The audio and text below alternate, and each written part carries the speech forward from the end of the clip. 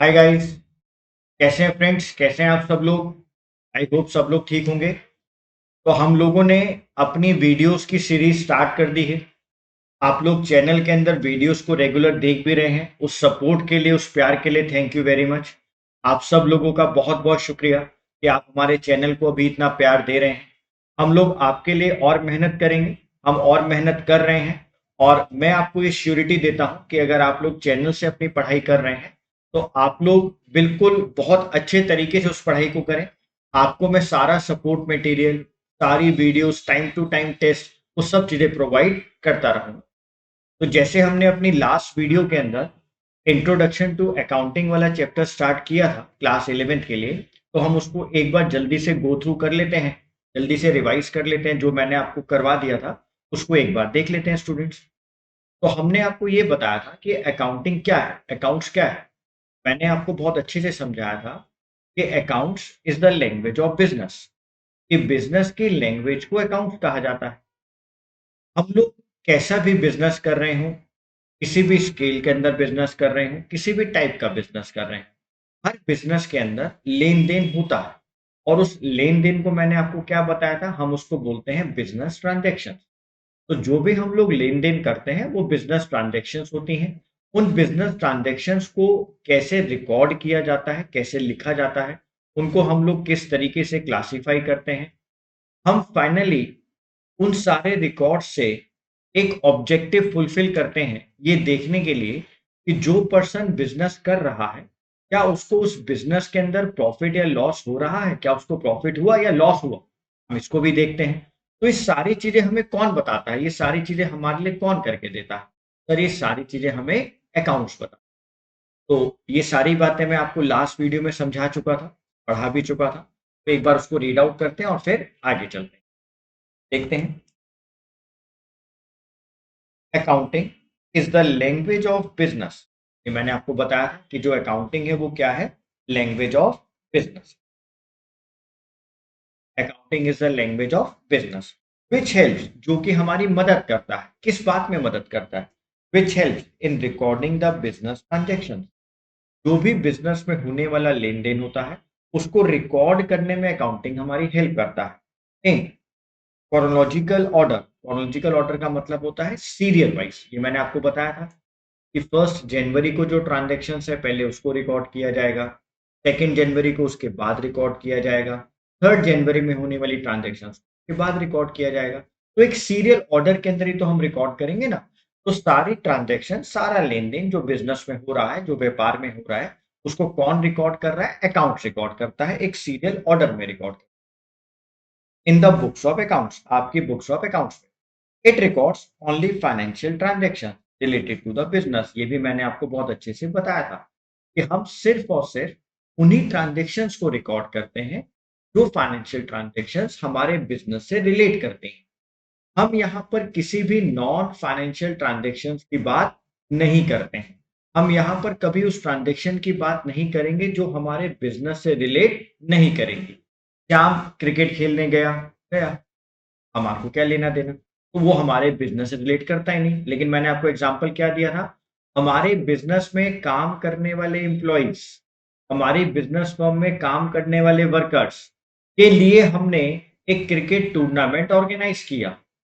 Business ने एक cricket tournament organise किया या एक दिन हमने उनके लिए स्पोर्ट्स डे बनाया। तो वो हमारे बिज़नेस की बात है कि हमारे बिज़नेस फर्म में काम करने वाले एम्प्लॉइज़, काम करने वाले वर्कर्स के लिए हमने क्या करा? स्पोर्ट्स टूर्नामेंट रखा, स्पोर्ट्स डे बनाया। तो वो क्या है? वो बिज़नेस का एक्सपेंस है, बिज़नेस का खर्चा है, बिज़नेस की ट्रांज़ैक्शन है। यानी वो हमारे बिज़नेस से रिलेट करता है। इसलिए वो क्या चीज़ हुई? वो हमारे बिज़नेस ट्रांज़ैक्शन के अंदर रिकॉर्ड होगा और हम उसको रिकॉर्ड करेंगे। तो अकाउंटिंग क्या है? Accounting is the language of business. Accounting business की लैंग्वेज है विच हेल्प्स, जो हमारी मदद करता है किस बात में? रिकॉर्डिंग द बिजनेस ट्रांजेक्शन्स, कि हम बिजनेस ट्रांजेक्शन्स को रिकॉर्ड करें in serial order in the books of accounts, हमारी बुक्स ऑफ अकाउंट्स में। It records only financial transactions related to the business. हमारे बिजनेस के अंदर जो फाइनेंशियल ट्रांजेक्शन्स होती हैं, जो फाइनेंशियल ट्रांजेक्शन्स बिजनेस से रिलेट करती हैं, हम सिर्फ उसी को रिकॉर्ड करते हैं। क्लियर है? ये लास्ट क्लास में मैंने आपको बताया भी था। मैंने आपको दोबारा भी रिवाइज करवा दिया, तो फर्स्ट पॉइंट हमारा क्लियर हो गया। सेकेंड पॉइंट, मैंने आपको कहा था कि आपको एक डेफिनेशन लर्न करनी है। वो डेफिनेशन हमें किसने दी है? American Institute of Certified Public Accountant. According to the American Institute of Certified Public Accountant ने ये हमें डेफिनेशन दी है, और आप इसी डेफिनेशन को लर्न कर ले। आप इसी डेफिनेशन को लर्न करें। Accounting is the art of recording. Accounting एक आर्ट है जो आपको रिकॉर्डिंग करना सिखाता है। Classifying and summarising in a significant manner. मैंने आपको बताया था सिग्निफिकेंट मैनर का मतलब लॉजिकल मैनर, कि आपने जो अकाउंटिंग की रिकॉर्डिंग करी है, क्लासिफाई किया है या समराइज करा है, वो सारी बातें एक लॉजिकल ऑर्डर में है, एक सिग्निफिकेंट ऑर्डर में है। And in terms of money, ऐसी कोई भी ट्रांजेक्शन हम रिकॉर्ड नहीं करेंगे जो मनी टर्म्स में नहीं होगी। Transactions and events which are at least of a financial character, अभी तो पढ़ा के लाया कि सारे इवेंट, सारी ट्रांजेक्शन फाइनेंशियल करेक्टर में होंगी। And interpreting the result thereof, और फाइनली हमारे को रिजल्ट बताएंगे कि हमारे बिजनेस के अंदर हमें प्रॉफिट हुआ या हमारे बिजनेस को लॉस हुआ। तो प्रॉफिट और लॉस दोनों हो सकते हैं, तभी यहाँ पर वर्ड क्या लिखा है? रिजल्ट वर्ड लिखा।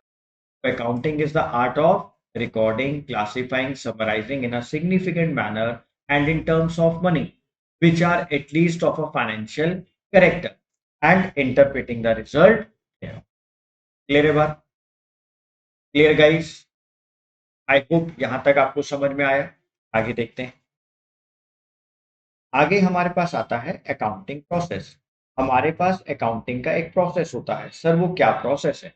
देखिए जरा, अकाउंटिंग प्रोसेस ये हमारे वैसे सिलेबस में नहीं है, आपकी बुक्स में लिखा हुआ है कि 11th के सिलेबस में ये नहीं है, लेकिन फिर भी मैं आपको बता रहा हूँ कि अकाउंटिंग प्रोसेस क्या होता है।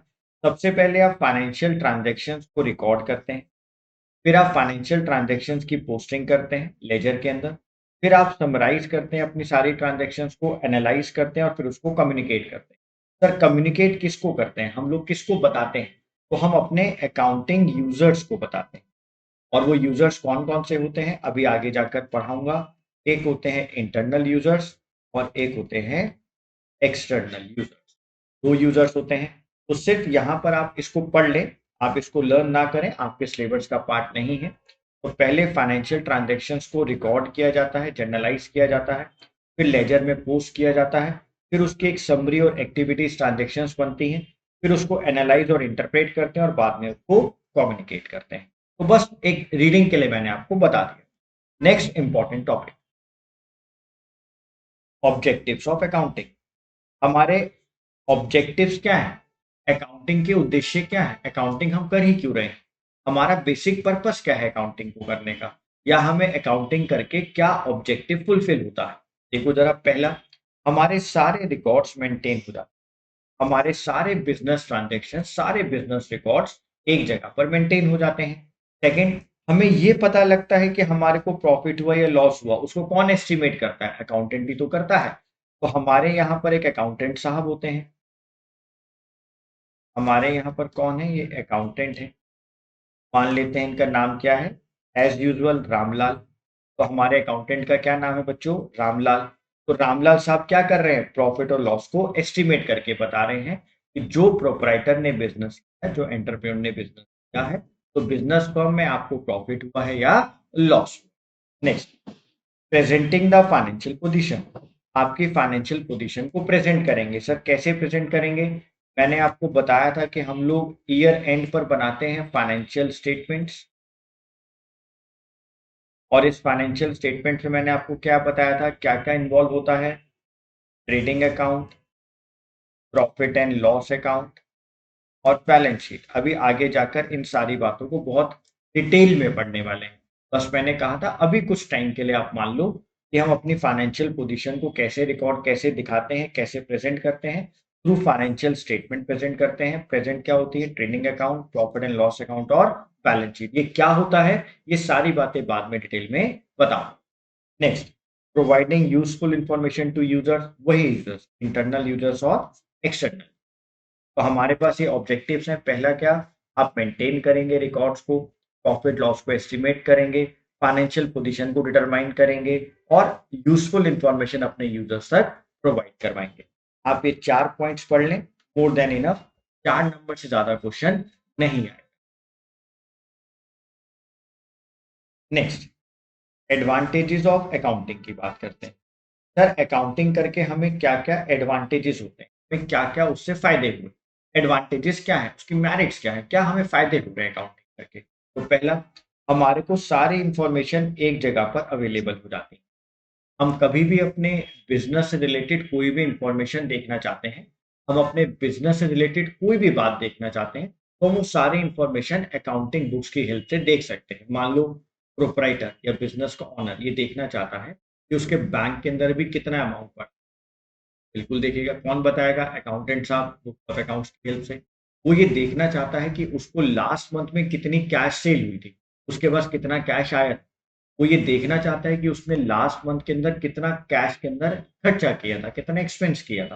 तो ये सारी बातें हमें कौन बता रहा है?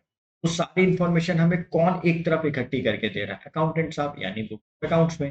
तो हमारी सारी इंफॉर्मेशन को अवेलेबल करवाया जाता है। नेक्स्ट, हमारे बिजनेस की स्ट्रेंथ, हमारे बिजनेस की वीकनेस, वो हमें कौन बताता है? अकाउंटिंग बताती है। तो अकाउंटिंग हमें ये बताती है कि आपके बिजनेस की स्ट्रेंथ क्या है, आपके बिजनेस की वीकनेसेस क्या है।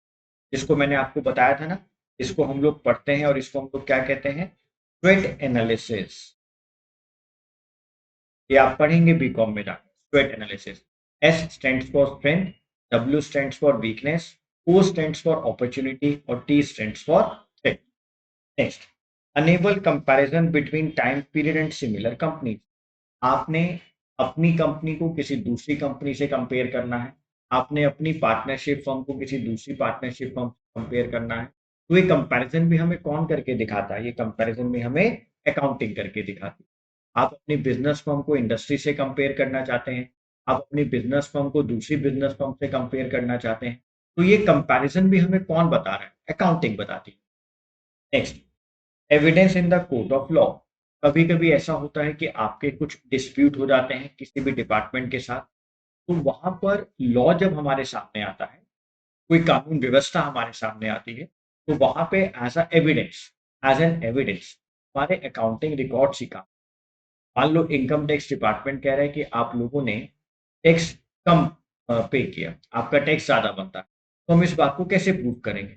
हम अपनी अकाउंटिंग रिकॉर्ड्स वहां लेकर जाएंगे। हम कहेंगे साहब हमारे अकाउंटिंग रिकॉर्ड्स आप चेक कर लें, हमने जो टैक्स पे किया है वो अकॉर्डिंग टू नेट प्रॉफिट किया है। तो नेट प्रॉफिट जो हमारा है, उस नेट प्रॉफिट के बेसिस पर हमने आपको टैक्स पे किया। तो आप एक बार हमारे टैक्स को देख लें, हमारे नेट प्रॉफिट को चेक कर लें, बुक्स ऑफ अकाउंट्स आप एक बार देख लें। अगर हम लोग ठीक हैं तो खत्म हो जाएगी। तो यानी कोर्ट के अंदर हम अपने अकाउंटिंग बुक्स को क्या करते हैं? एज एन एविडेंस भी यूज कर सकते हैं। नेक्स्ट, पेमेंट ऑफ टैक्स, जो मैंने अभी बताया। हेल्प इन रियलाइजेशन ऑफ डेप्ट। आपके जो भी डेप्ट हैं उनको रियलाइज करने में भी कौन हेल्प करता है? उनसे पैसा लेने में कौन हेल्प करता है? टैक्स करता है। हमें किससे कितना पैसा लेना है, हमने किसको कितना क्रेडिट दिया था, कितने टाइम के लिए दिया था, वो भी सारी बातें हमें कौन बताता है? वो भी सारी बातें हमें अकाउंट्स बताता है, अकाउंटिंग बताती है। और यही उसकी क्या होती है? एडवांटेजेस। तो आज वाली क्लास में मैंने आपको क्या क्या करवाया, दोबारा से बताओ। मैंने आपको इंट्रोडक्शन दोबारा से रिवाइज करवा दिया, अकाउंटिंग की डेफिनेशन आपको लर्न करवाई थी उस दिन भी, आज भी लर्न करवा दी। उसके बाद हमने आपको अकाउंटिंग प्रोसेस बताया, मैंने कहा सिर्फ इसको रीड आउट करना है, आपके सिलेबस में नहीं है। ऑब्जेक्टिव्स ऑफ अकाउंटिंग 4 बताए हैं, क्योंकि आपको 4 ही लर्न करने हैं, 4 नंबर से ज़्यादा कभी नहीं आएगा। और फिर हमने advantages of accounting. Okay guys, इसके आगे नेक्स्ट वीडियो में देखेंगे, इसके आगे हम लोग नेक्स्ट वीडियो में आपके लिए लाएंगे। साथ साथ वीडियो को देखते जाओ, अगर कोई डाउट है आप हमारे को कमेंट कर दें, आप कमेंट में डाउट लिख दें, आप हमारे दिए गए नंबर पर मैसेज कर दें। हमने डिस्क्रिप्शन में अपना एक व्हाट्सएप नंबर दिया हुआ है जो हमारे सेंटर का नंबर। आप वहाँ पर अपनी कोई भी क्वेरी है आप उसको वहाँ पर लिख दें, हम उसके लिए आपको कॉल कर लेंगे, हम क्वेरीज को सॉल्व कर देंगे। अलग से ऑनलाइन क्लास आपकी सेपरेट लेकर उसको सॉल्व कर देंगे, या फिर हम उसके लिए कोई वीडियो आपके यूट्यूब चैनल पर, हमारे चैनल पर आपको। तो अगर आपको कोई भी डाउट है तो आप वहाँ पर बोल सकते हैं, मैं उसके लिए विद इन 1 और 2 डेज़ आपकी क्वेरी आपके लिए वीडियो में अपलोड कर दूँ। और अगर कोई ऐसी क्वेरी है जो उसी वक़्त का जवाब दिया जा सकता है, जल्दी हो जाएगा, आपके लिए वीडियो की ज़रूरत नहीं है, तो मैं उसके लिए आपको पर्सनली कॉल भी कर लेंगे। तो आप बिल्कुल नहीं परेशान होंगे, आपकी जो क्वेरीज़ हैं आप हमसे पूछते रहें। तो इसके आगे का चैप्टर नेक्स्ट वीडियो में करेंगे। यहाँ तक आप लोग रिवाइज करें। Bye guys, all the best, खुश रहें।